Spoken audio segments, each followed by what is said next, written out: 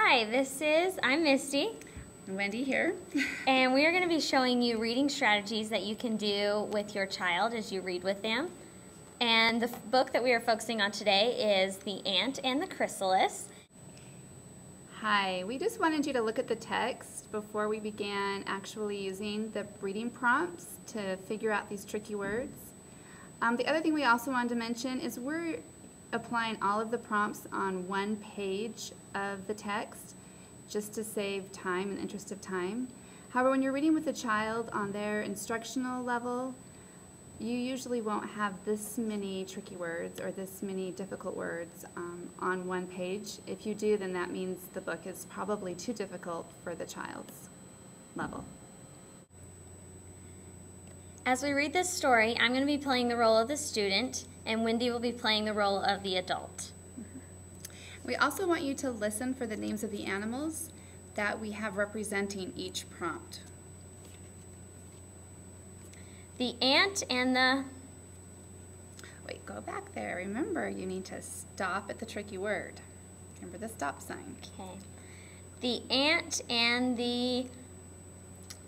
All right, now I want you to use your eagle eye and look at the picture. Is there a picture clue there that will help you?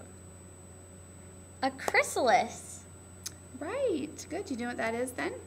Where the butterflies live. Right. Okay, now, be like Zippy Zebra, go back to the beginning and reread. The ant and the chrysalis. Good job. The ant and the chrysalis. Once upon a time, there was a little ant. He was a very... Okay, remember lips the fish? Get your lips ready. I want you to say that beginning sound. V. Good. Okay, very good. Start again. He was a very little ant. All right, I want you to look at the rest of the word. And remember Chunky Monkey? He chunks the word. Does that ending of the word look like a chunk you know already?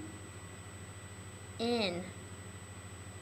Close. We learned a word like this yesterday. We learned the word rain. Do you remember that chunk?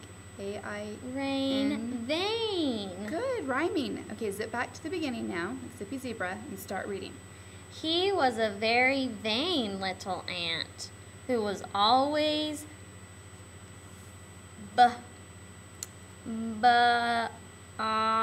sting. You did a really good job getting your lips ready and saying the beginning sound, and I love how you were like Stretchy Snake and you stretched out all those sounds. But you need to look at the chunk in the middle, just like Chunky Monkey would. Do you see a chunk there in the very middle that we've learned? O-A. Right, we learned that yesterday. It says O. Right, the long O sound. Now I want you to just do the same thing you did, stretch out those sounds and remember that chunk. Boasting. Boasting. Good, now zip back to the beginning. He was a very vain little ant who was always boasting about how he looked. Good reading. I am more than all of you.